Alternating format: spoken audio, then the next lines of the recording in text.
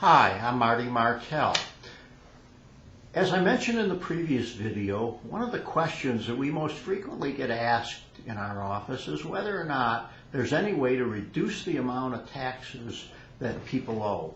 That is, rather than paying all the tax penalty and interest, to just pay the tax or to pay a portion of the tax, what they can afford to pay. In the last video, I talked about penalty abatement or removal of penalties as one way of reducing the amount of tax liability. The other is an offer in compromise. And that's the real way that people can get taxes reduced. Generally, an offer in compromise is where a person files an offer with the IRS to settle their taxes for what they can afford to pay rather than what they owe. It doesn't matter how much a person owes. It could be $10,000, $100,000, $1 million, and they would be able to settle for what portion of that they can afford to pay rather than what they actually owe. The way it works is the IRS will look at their circumstances, and generally they want to ensure that they're getting as much as they could actually collect over the next 4 to 5 years. In order to determine how much they could actually collect from an individual, they're going to want massive amounts of information about what the people own, what the value of their assets are, and how much equity they've got in the assets. For example, if they have significant equity in a home, the IRS will consider that in determining how much to accept in an offer in compromise.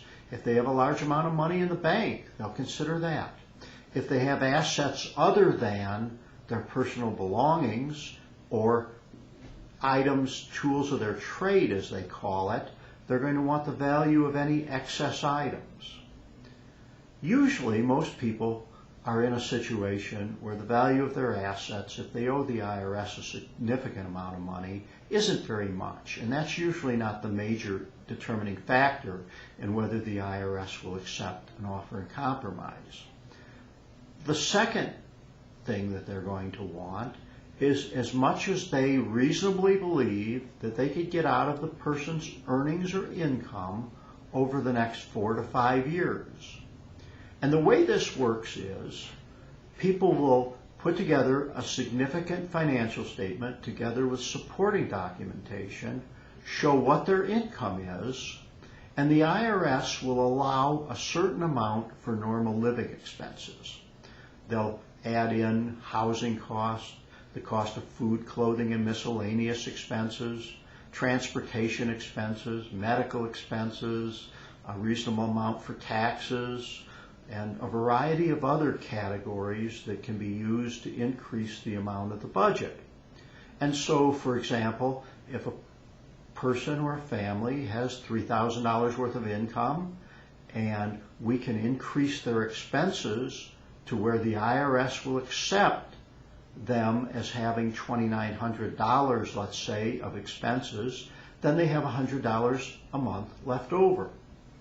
Well, if the IRS sees that they have $100 a month left over, and it's proven in an offer in compromise that that's all they can afford to pay, then the IRS will settle for that amount times either 48 or 60.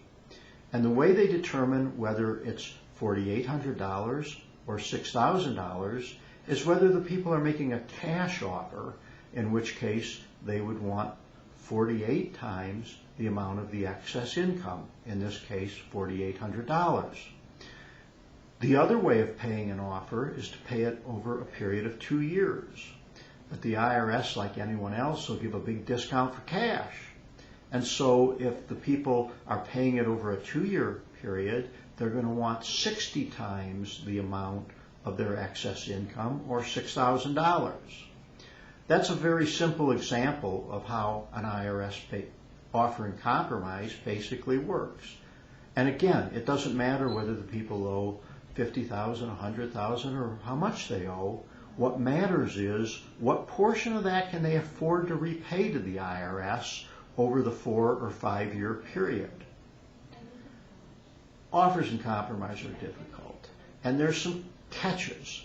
First, from the time you file an offer in compromise, for the next 5 years, you're going to have to be current on all your taxes and all your filing requirements. In other words, you must pay all taxes and file all tax returns from 5 years after they accept your offer in compromise.